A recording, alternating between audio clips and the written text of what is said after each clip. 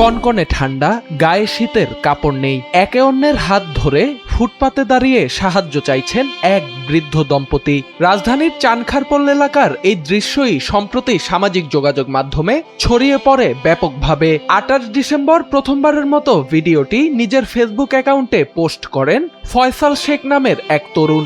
এরপর একের পর এক পেজ থেকে ভিডিওটি শেয়ার হতে থাকে। প্রায় সব পোস্টেই ওই দম্পতিকে ভিক্ষুক বলে উল্লেখ করা হয়। সঙ্গে যোগ হয় সন্তান, পরিবার আর অসহায়ত্ব নিয়ে নানা মুখরোচক গল্প।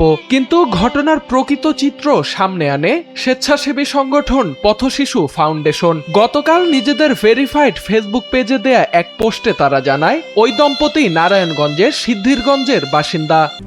RICL TMX, যুগের পর যুগ স্থাপনা থাকে মজবুত।